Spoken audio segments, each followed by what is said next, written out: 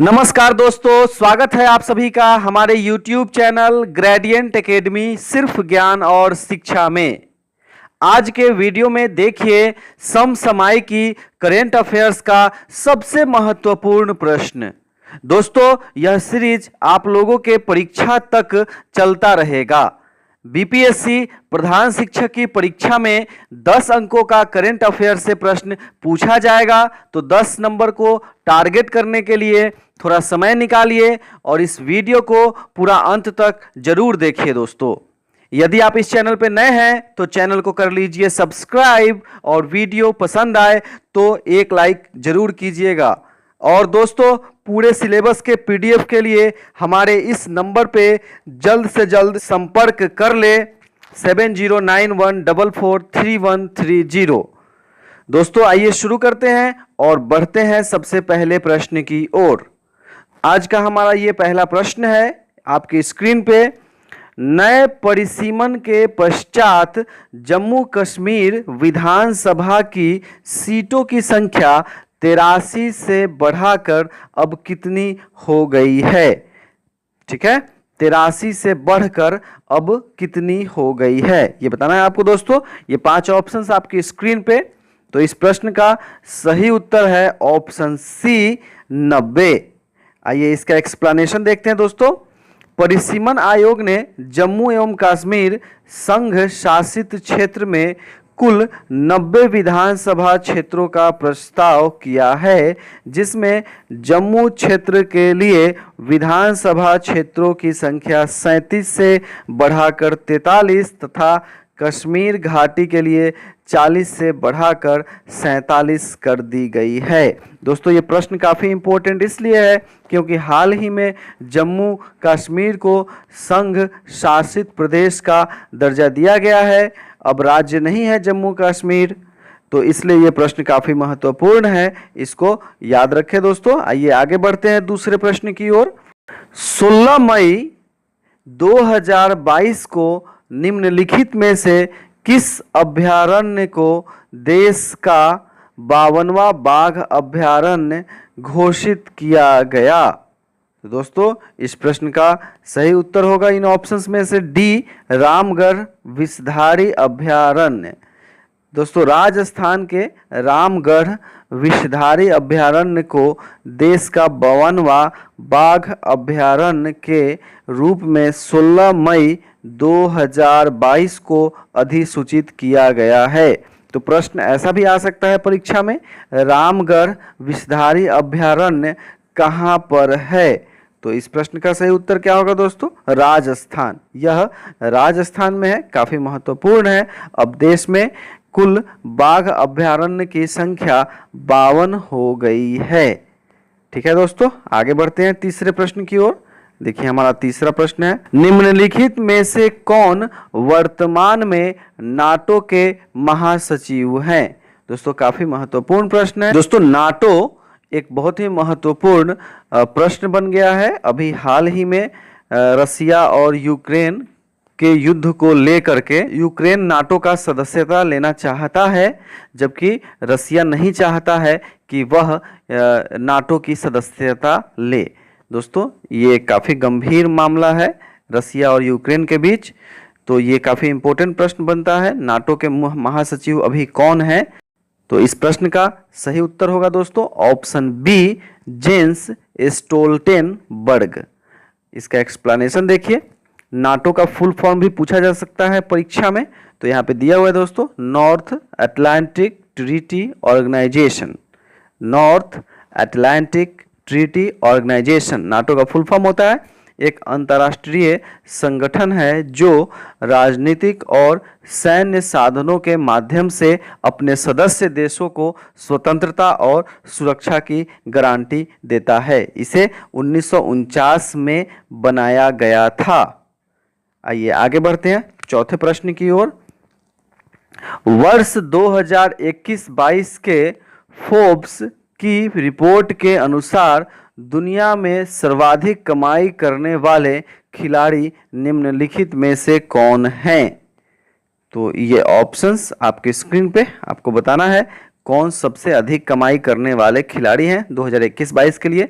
तो इसका सही उत्तर हो जाएगा दोस्तों option C, Lionel Messi Argentina. ये सबसे अधिक कमाई करने वाले खिलाड़ी हैं दोस्तों। अमेरिकी पत्रिका फोर्ब्स के अनुसार विश्व में सर्वाधिक कमाई करने वाले खिलाड़ियों की सूची मई 2022 में जारी की गई।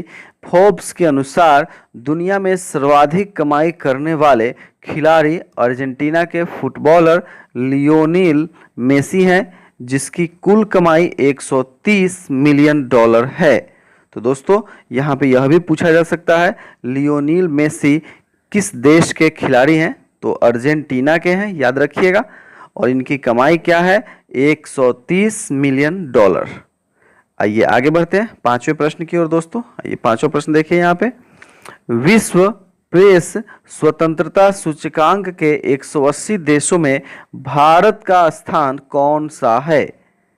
विश्व प्रेस स्वतंत्रता के सूचकांक में 180 देशों को शामिल किया गया है, जिसमें आपको भारत का स्थान बताना है। तो इस प्रश्न का सही उत्तर हो जाएगा ऑप्शन बी, 150वां। आइए इसका एक्सप्लेनेशन देखते हैं यहाँ पे दोस्तों, पढ़िए।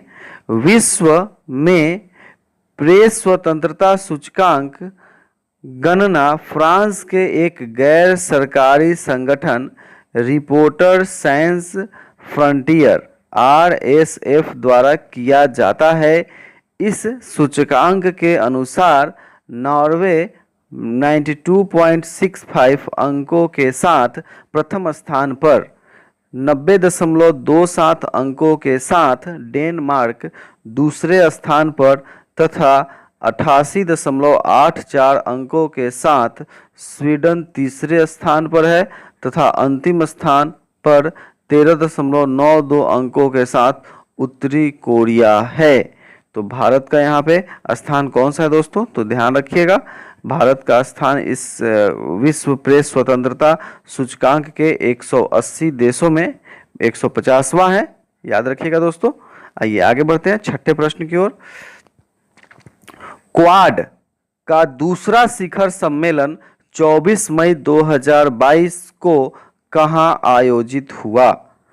दोस्तों ये ऑप्शंस, 5 ऑप्शंस में से आपको बताना है क्वाड का दूसरा शिखर सम्मेलन कहां पे हुआ था।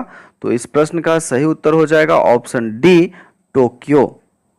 दोस्तों 22 मई 2022 को क्वाड का दूसरा शिखर सम्मेलन केंटेई टोक्यो में संपन्न हुआ, जिसमें अमेरिका के राष्ट्रपति जो बाइडेन, भारत के प्रधानमंत्री नरेंद्र मोदी, ऑस्ट्रेलिया के प्रधानमंत्री एंथोनी अल्बाने तथा जापान के प्रधानमंत्री फ्यूमियो किशिदा ने भाग लिया। आइए 7वां प्रश्न देखते हैं अब दोस्तों। हिंद प्रशांत आर्थिक फ्रेमवर्क किसके द्वारा प्रस्तावित किया गया? Indo Pacific economic framework. ये 5 ऑप्शंस में से आपको बताना है दोस्तों। तो इस प्रश्न का सही उत्तर हो जाएगा ऑप्शन बी, अमेरिकी राष्ट्रपति जो बाइडेन द्वारा। आइए इसका एक्सप्लेनेशन देखिए यहाँ पे दोस्तों।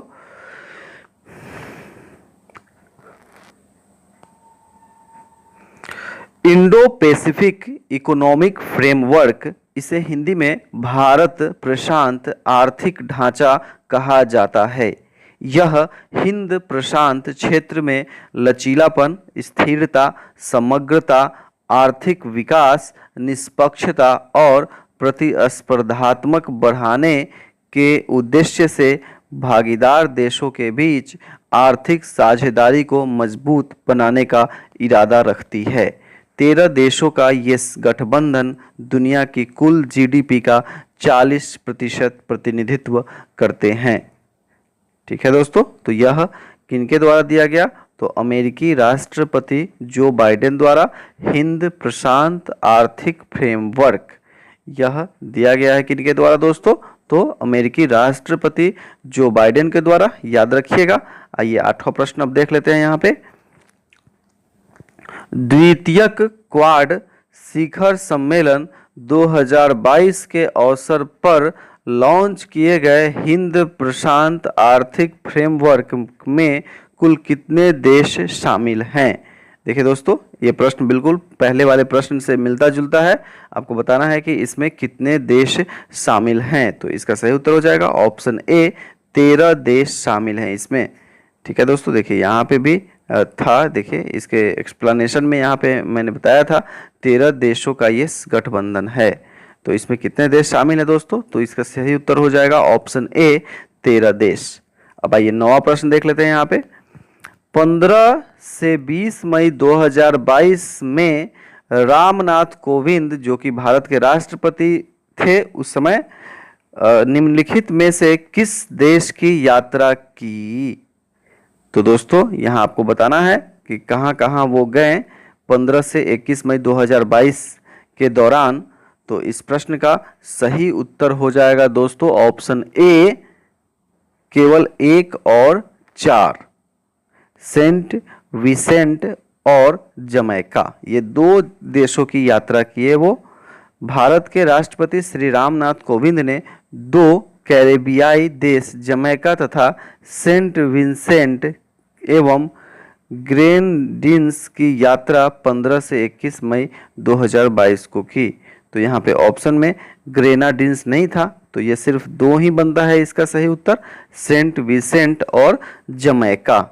दोस्तों वर्तमान में भारत के राष्ट्रपति बदल चुके हैं और श्रीमती द्रौपदी मुर्मू भारत की राष्ट्रपति हैं।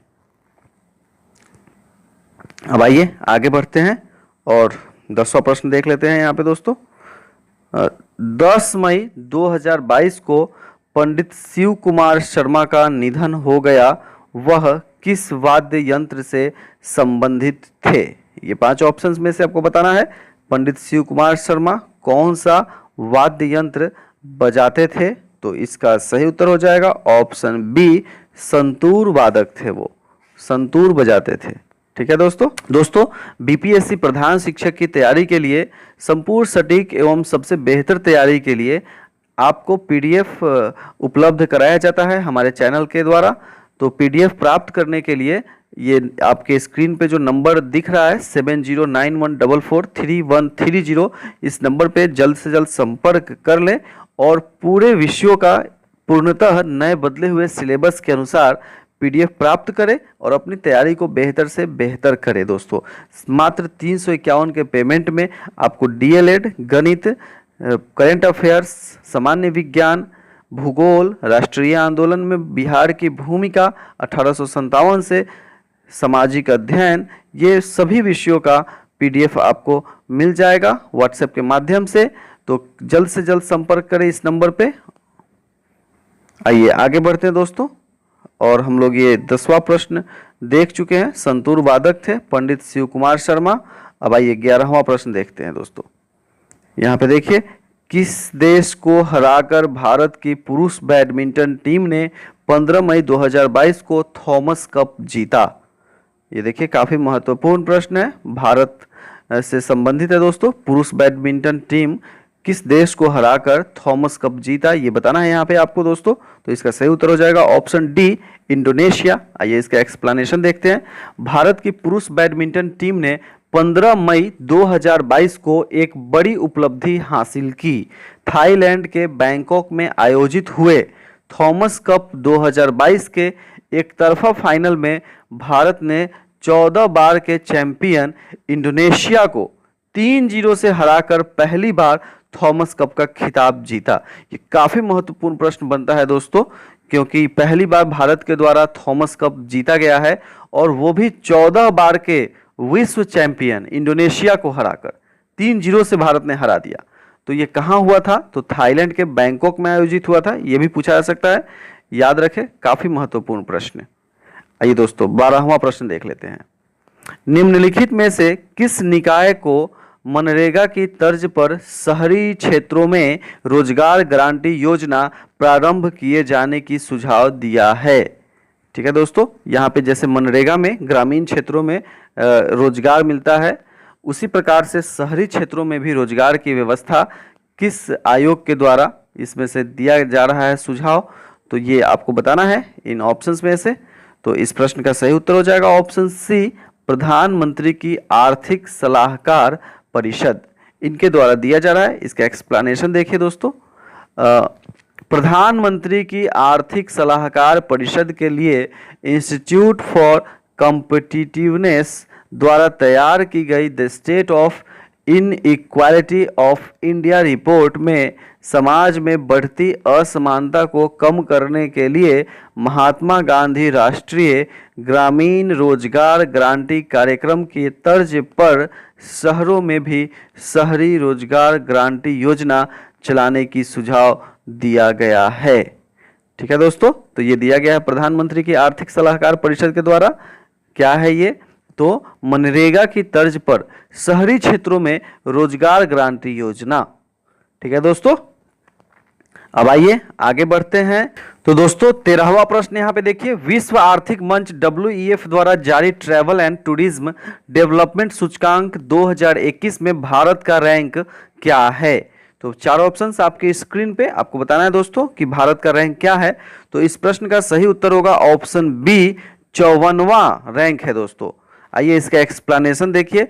ट्रैवल एंड टूरिज्म डेवलपमेंट सूचकांक 2021 में भारत को 54वें स्थान पर रखा गया है। 2021 के सूचकांक में जापान 5.2 स्कोर के साथ शीर्ष स्थान पर है, उसके बाद अमेरिका, उसके बाद स्पेन, फिर फ्रांस है, फिर जर्मनी है। भारत का स्कोर 4.2 है।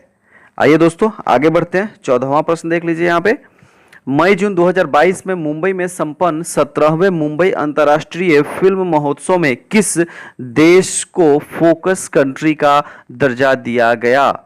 तो दोस्तों ये 5 ऑप्शंस में से आपको बताना है किस देश को फोकस कंट्री का दर्जा दिया गया है 17वें मुंबई अंतर्राष्ट्रीय फिल्म महोत्सव में। तो इस प्रश्न का सही उत्तर हो जाएगा ऑप्शन सी, बांग्लादेश। दोस्तों बांग्लादेश की स्वतंत्रता के 50 वर्षों के उपलक्ष्य में बांग्लादेश को इस वर्ष फोकस का देश चुना गया है। समीक्षकों द्वारा प्रशंसित फिल्म हसीना ए डॉटर्स टेल सहित बांग्लादेश की 11 फिल्मों का एक विशेष पैकेज MIFF 2022 की प्रस्तुति में शामिल है। आइए आगे बढ़ते हैं। 15वां प्रश्न देख लीजिए दोस्तों यहाँ पे, मैत्री एक्सप्रेस रेलगाड़ी किस पड़ोसी देश के साथ भारत का रेल संपर्क स्थापित करती है? ये 5 ऑप्शंस आपकी स्क्रीन पे, आपको बताना है दोस्तों इसका सही उत्तर क्या होगा। यदि आप सही उत्तर जानते हैं तो कमेंट कर हमें जरूर बताएं। तो इस प्रश्न का सही उत्तर हो जाएगा ऑप्शन सी, बांग्लादेश। भारत और बांग्लादेश के बीच चली मिताली एक्सप्रेस तीसरी ट्रेन है। भारत और बांग्लादेश के बीच 2 ट्रेनें पहले से ही चल रही है। पहली है मैत्री एक्सप्रेस जो कोलकाता से ढाका के बीच चलती है, वहीं दूसरी ट्रेन है बंधन एक्सप्रेस जो कोलकाता से खुलना के बीच चल रही है। ठीक है दोस्तों आगे बढ़ते हैं और देखिए यहाँ पे 16वां प्रश्न, निम्नलिखित में से कौन सा देश 2021 के दौरान हथियार का सबसे बड़ा निर्यातक राष्ट्र बना? इन 5 ऑप्शंस में से बताना है दोस्तों कौन सा देश है जो कि हथियार का सबसे बड़ा निर्यातक देश बना है। तो इसका सही उत्तर है ऑप्शन ए, अमेरिका। अमेरिका सबसे ज़्यादा हथियार का निर्यात किया है 2021 में।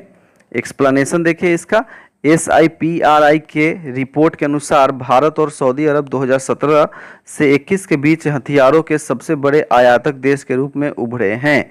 संयुक्त राज्य अमेरिका 39% हिस्सेदारी के साथ 2017 से 21 के दौरान दुनिया का सबसे बड़े हथियार निर्यातक के रूप में अपनी स्थिति बनाए हुए है। आइए आगे बढ़ते हैं दोस्तों। 17वां प्रश्न देख लीजिए, CSO के ताजा आंकड़ों के अनुसार वित्तीय वर्ष 2021-22 में भारत की राष्ट्रीय आय प्रचलित मूल्य पर कितनी रही? 21-22 में भारत की राष्ट्रीय आय प्रचलित मूल्य पर बताना है दोस्तों यहाँ पे। तो इस प्रश्न का सही उत्तर हो जाएगा दोस्तों ऑप्शन डी, 200 रुपया 205.30 लाख करोड़। ये भारत का राष्ट्रीय आय है। आगे बढ़ते हैं दोस्तों।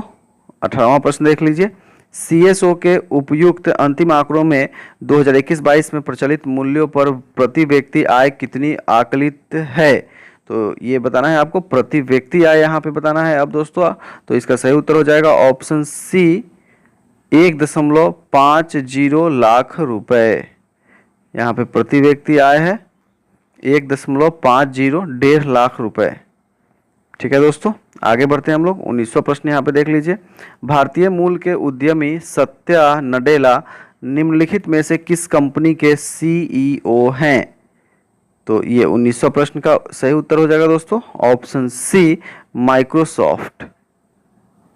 अब आगे बढ़ते हैं दोस्तों, देखिए 20वां प्रश्न, भारत के किस आर्किटेक्ट को 10 मई 2022 को ब्रिटेन का रॉयल गोल्ड मेडल 2022 प्रदान किया गया? इन 5 ऑप्शंस में से आपको बताना है। यदि आप उत्तर जानते हैं तो कृपया कमेंट कर हमें जरूर बताएं दोस्तों। तो इस प्रश्न का सही उत्तर हो जाएगा ऑप्शन ए, बालकृष्ण दोषी। दोस्तों इसका एक्सप्लेनेशन देखते चलिए। भारतीय वास्तुकार बालकृष्ण विठल दास दोषी को प्रतिष्ठित रॉयल गोल्ड मेडल 2022 से सम्मानित किया गया। Royal gold medal royal institute of British architects London United kingdom द्वारा वास्तुकला के लिए दुनिया का सर्वोच्च सम्मानों में से एक है। आइए आगे बढ़ते हैं। 21वां प्रश्न देख लीजिए यहाँ पे, किस तूफानी चक्रवात ने मई 2022 में बंगाल की खाड़ी के तटीय राज्यों में तबाही मचाई? यहाँ पे बताना है 5 ऑप्शंस में से कौन सा चक्रवाती तूफान था जो कि काफी तबाही मचाया था बंगाल के खाड़ी के तटीय राज्यों में। तो इस प्रश्न का सही उत्तर हो जाएगा ऑप्शन बी, आसानी।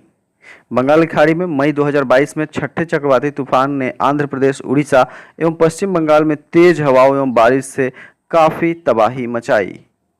आइए 22वां प्रश्न देख लेते हैं यहाँ पे दोस्तों, श्रीलंका में नए राष्ट्रपति 12 मई 2022 को किसे नियुक्त किया गया? इन 5 ऑप्शंस में से आपको बताना है श्रीलंका में चल रहे काफी हिंसा के बीच किसे नया राष्ट्रपति बनाया गया है? तो इस प्रश्न का सही उत्तर हो जाएगा ऑप्शन सी, रानिल विक्रमसिंघे। श्रीलंका में चल रहे आर्थिक एवं राजनीतिक संकट के कारण जनता में आक्रोश के कारण निवर्तमान प्रधानमंत्री महिंद्रा राजपक्षे के प्रधानमंत्री पद से 9 मई को त्यागपत्र देने के बाद रानिल विक्रमसिंघे को 12 मई 2022 को नया प्रधानमंत्री नियुक्त किया गया। आइए आगे बढ़ते हैं दोस्तों। 23वां प्रश्न देख लेते हैं यहाँ पे, 26 से 28 जून 2022 में G7 का अंतर्राष्ट्रीय शिखर सम्मेलन किस देश में हुआ? तो ये बताना है आपको G7 का शिखर सम्मेलन किस देश में हुआ। तो इसका सही उत्तर है ऑप्शन बी, जर्मनी में। Canada, France, Italy, Germany, Japan, Britain एवं अमेरिका और यूरोपीय यूनियन के संगठन G7 का शिखर सम्मेलन जर्मनी में प्रस्तावित है। भारत, इंडोनेशिया, सेनेगल तथा दक्षिण अफ्रीका इसमें आमंत्रण सदस्य के रूप में शामिल होंगे। ठीक है दोस्तों, यह वीडियो यदि पसंद आया तो वीडियो को कर दीजिए लाइक, और यदि आप इस चैनल पर नए हैं तो चैनल को कर लीजिए सब्सक्राइब, वीडियो कर दीजिए अपने दोस्तों में शेयर। और दोस्तों हमारे पास पूर्णतः सिलेबस के अनुसार सभी विषयों का PDF उपलब्ध है। PDF प्राप्त करने के लिए हमारे इस नंबर 7091443130 पे जल्द से जल्द संपर्क करें और PDF प्राप्त करें ताकि आपकी तैयारी बेहतर से बेहतर हो सके। वीडियो देखने के लिए बहुत बहुत धन्यवाद।